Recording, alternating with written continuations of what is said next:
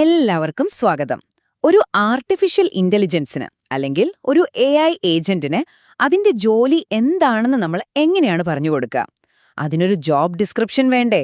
ഇന്ന് നമ്മൾ കൃത്യമായി അതാണ് മനസ്സിലാക്കാൻ പോകുന്നത്. AIയുടെ ഡിസൈൻ ബ്ലൂ പ്രിന്റിലേക്ക് നമുക്ക് കടക്കാം. അതെ, ഇതാണ് നമ്മുടെ ഏറ്റവും പ്രധാനപ്പെട്ട ചോദ്യം. നമ്മളൊരു ഇന്റലിജന്റ് ഏജന്റിനെ ഉണ്ടാക്കുന്നതിന് മുൻപ് അതിന്റെ ലക്ഷ്യം എന്താണെന്ന് വളരെ വ്യക്തമായി നിർവചിക്കണം.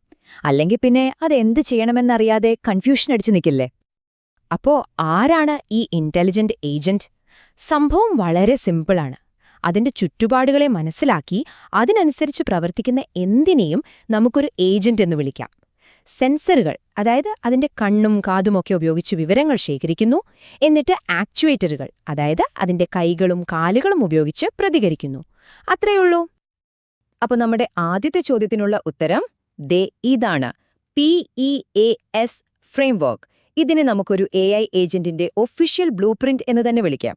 അതിന്റെ ജോലിയെക്കുറിച്ച് അറിയേണ്ടതെല്ലാം ഇതിൽ വ്യക്തമായി പറഞ്ഞിട്ടുണ്ടാകും. അപ്പോൾ എന്താണ് ഈ PAS? നമുക്ക് ഓരോന്നായി നോക്കാം. P ഫോർ പെർഫോമൻസ്, അതായത് ആ ഏജന്റ് അതിന്റെ ജോലി എത്ര നന്നായി ചെയ്യുന്നു എന്ന് നമ്മൾ എങ്ങനെ അളക്കും? E ഫോർ എൻവയോൺമെന്റ്, ഏത് ലോകത്താണ്, ഏത് സാഹചര്യത്തിലാണത് പ്രവർത്തിക്കുന്നത്? A ഫോർ ആക്യുവേറ്ററുകൾ, അതിന്റെ കൈകളും കാലുകളും പോലെ പ്രവർത്തിക്കാനുള്ള ടൂൾസ്. പിന്നെ S ഫോർ സെൻസറുകൾ, കണ്ണുകളും കാതുകളും പോലെ ചുറ്റുമുള്ള ലോകത്തെ അറിയാനുള്ളവ. സിമ്പിളല്ലേ? ഓക്കെ, ഈ തിയറിയൊക്കെ കേട്ടു. ഇനി ഇത് ശരിക്കും മനസ്സിലാക്കണമെങ്കിൽ നമുക്കെല്ലാവർക്കും പരിചയമുള്ള ഒരാളെ വെച്ച് നോക്കാം. നമ്മുടെ എല്ലാം വീടുകളിലുള്ള റോബോട്ട് വാക്യൂം ക്ലീനർ. ഈ PEAS ഫ്രെയിംവർക്ക് ഉപയോഗിച്ച് അതിന്റെ ജോബ് ഡിസ്ക്രിപ്ഷൻ എങ്ങനെയായിരിക്കുമെന്ന് നോക്കിയാലോ? ശരി, അപ്പോൾ റോബോട്ട് വാക്യൂമിന്റെ PEAS നോക്കാം. പെർഫോമൻസ് എന്താ?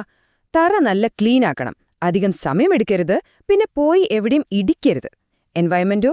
നമ്മുടെ വീടുകൾ തന്നെ, മുറികൾ, ഫർണിച്ചർ, ആളുകൾ, അഴുക്ക് എല്ലാം അതിന്റെ ലോകമാണ്. അതിന്റെ ആക്യുവേറ്ററുകൾ ചക്രങ്ങളും ബ്രഷുകളുമാണ്. പിന്നെ ബം സെൻസറും ക്യാമറയുമൊക്കെ ഉപയോഗിച്ചാണ് അത് വഴി കണ്ടുപിടിക്കുന്നത്.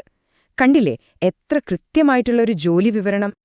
ഇനി ഈ വാക്യൂം ക്ലീനർ പ്രവർത്തിക്കുന്ന ലോകത്തിന് ചില പ്രത്യേകതകളുണ്ട്. അതിനെ കസേരയുടെ അടിയിലുള്ള പൊടി ഒറ്റയടിക്ക് കാണാൻ പറ്റുമോ? ഇല്ലല്ലോ. അപ്പൊ അത് പാർഷ്യലി ഒബ്സർവബിൾ ആണ്. അത് ഒറ്റയ്ക്കാണോ പണിയെടുക്കുന്നത്? അതെ. അതുകൊണ്ട് അതൊരു സിംഗിൾ ഏജന്റ്. ഇന്ന് വൃത്തിയാക്കിയത് നാളത്തെ അവസ്ഥയെ ബാധിക്കില്ലേ? തീർച്ചയായും. അപ്പോൾ സീക്വൻഷ്യലാണ്. ചുരുക്കി പറഞ്ഞാൽ ഈ പരിസ്ഥിതിയുടെ സ്വഭാവമാണ് ആ പാവം റോബോട്ടിനു മുന്നിലുള്ള വെല്ലുവിളികൾ തീരുമാനിക്കുന്നത്.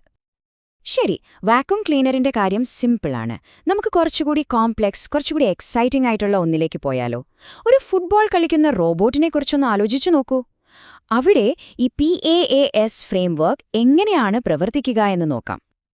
ഇവിടെയും അതേ PAS ബ്ലൂ പ്രിന്റ് തന്നെ, പക്ഷേ കളി മൊത്തത്തിൽ മാറും. പെർഫോമൻസ് എന്താ? ഗോളടിക്കുക, കളി ജയിക്കുക. വെറും തറ വൃത്തിയാക്കുന്ന പോലെ അല്ലല്ലോ, അല്ലേ? എൻവയൺമെന്റോ? ഒരു ഫുട്ബോൾ സ്റ്റേഡിയം. കൂടെ കളിക്കാനും എതിർത്ത് കളിക്കാനും വേറെ റോബോട്ടുകളുണ്ട്. അതിന്റെ കാലുകളും കിക്കിംഗ് മെക്കാനിസമുമാണ് ആക്യുവേറ്ററുകൾ. ക്യാമറയും GPS-ഉം ഒക്കെ ഉപയോഗിച്ച് അത് കളം മുഴുവൻ നിരീക്ഷിക്കുന്നു. ഇനി ആ വാക്യൂം ക്ലീനറുമായിട്ട് ഇതൊന്ന് താരതമ്യം ചെയ്തു നോക്കിയേ. ഇത് മൾട്ടി ഏജന്റാണ്. ടീം അംഗങ്ങളും എതിരാളികളുമുണ്ട്. എതിരാളി അടുത്ത നിമിഷം എങ്ങോട്ട് ഓടുമെന്ന് നമുക്ക് പ്രവചിക്കാൻ പറ്റുമോ? ഒരു രക്ഷയില്ല. അതാണ് സ്റ്റൊക്കാസ്റ്റിക്. കളിക്കാരും പന്തും എപ്പോഴും ചലിച്ചുകൊണ്ടേയിരിക്കുന്നു. അതുകൊണ്ട് ഡൈനാമിക്. ഓരോ നിമിഷവും വെല്ലുവിളികൾ മാറിക്കൊണ്ടിരിക്കുകയാണ്. വാക്യൂം ക്ലീനർ നേരിടുന്നതിനേക്കാൾ എത്രയോ വലിയൊരു കളിയാണിത്. അപ്പോ ഈ രണ്ട് ഉദാഹരണങ്ങളിൽ നിന്നും നമ്മൾ പഠിച്ച ഏറ്റവും പ്രധാനപ്പെട്ട കാര്യം എന്താണ്? ഒരു AI ഏജന്റിന് എത്രത്തോളം ബുദ്ധി വേണം, അതെത്രത്തോളം കോംപ്ലെക്സ് ആകണം എന്ന് തീരുമാനിക്കുന്നത് അതിന്റെ ലക്ഷ്യം മാത്രമല്ല, അത് പ്രവർത്തിക്കുന്ന ലോകം, അതായത് അതിന്റെ എൻവയോൺമെന്റ് ആണ്. ഈ താരതമ്യം ഒന്നുകൂടി നോക്കൂ. ഒരിടത്ത് ഒറ്റയ്ക്ക് പണിയെടുക്കുന്ന വാക്യൂം ക്ലീനർ, മറുവശത്ത് ഒരു ടീമിന്റെ കൂടെ സഹകരിച്ചും മത്സരിച്ചും കളിക്കുന്ന സോക്കർ റോബോട്ട്. വാക്യൂമിന്റെ ചലനങ്ങൾ വളരെ ലളിതമാണ്. എന്നാൽ സോക്കർ റോബോട്ട് അതിവേഗത്തിൽ തുടർച്ചയായി ചലിച്ചുകൊണ്ടേയിരിക്കണം. ഏറ്റവും പ്രധാനമായി സോക്കർ ലോകം ഒട്ടും പ്രവചിക്കാൻ കഴിയില്ല. അതുകൊണ്ട് സോക്കർ റോബോട്ടിന്റെ വെല്ലുവിളി അതിന്റെ ഗോളടിക്കുക എന്ന ലക്ഷ്യം മാത്രമല്ല, അത് കളിക്കുന്ന ആ പ്രവചനാതീതമായ ലോകം കൂടിയാണ് അതിനെ ഇത്ര സങ്കീർണമാക്കുന്നത്. അപ്പോ നമ്മൾ എത്തിച്ചേരുന്ന ഏറ്റവും പ്രധാനപ്പെട്ട ആശയം ഇതാണ്. സിമ്പിളായി പറഞ്ഞാൽ, ഒരു ഏജന്റിന് എത്രത്തോളം തല വേണമെന്ന് തീരുമാനിക്കുന്നത് അതിന്റെ ചുറ്റുപാടുകളാണ്. ഒരു സിമ്പിൾ ലോകത്ത് ജീവിക്കാൻ ഒരു സിമ്പിൾ ഏജന്റ് മതി. പക്ഷേ പ്രവചിക്കാൻ പറ്റാത്ത സങ്കീർണമായ ഒരു ലോകത്ത് ജീവിക്കാനോ? അവിടെയാണ് നമുക്ക് ശരിക്കും ബുദ്ധിയുള്ളൊരു ഏജന്റിന് വേണ്ടിവരുന്നത്. ഓക്കെ, അപ്പോ ഈ PES ഫ്രെയിംവർക്ക് ഇപ്പം നിങ്ങൾക്ക് മനസ്സിലായി അല്ലേ? എങ്കിൽ ഞാൻ നിങ്ങളോടൊരു ചോദ്യം ചോദിക്കട്ടെ. നമ്മുടെ റോഡുകളിൽ ഓടുന്ന ഒരു സെൽഫ് ഡ്രൈവിംഗ് കാർ നമ്മൾ ഇന്ന് കണ്ടതിനേക്കാൾ എത്രയോ സങ്കീർണമാണ് അതിന്റെ ലോകം. അതിന്റെ PES ബ്ലൂപ്രിന്റ് എന്തായിരിക്കും? എന്തായിരിക്കും അതിന്റെ പെർഫോമൻസ്, എൻവയറൺമെന്റ്, ആക്ച്വേറ്ററുകൾ, സെൻസറുകൾ? ഒന്ന് ആലോചിച്ചു നോക്കൂ.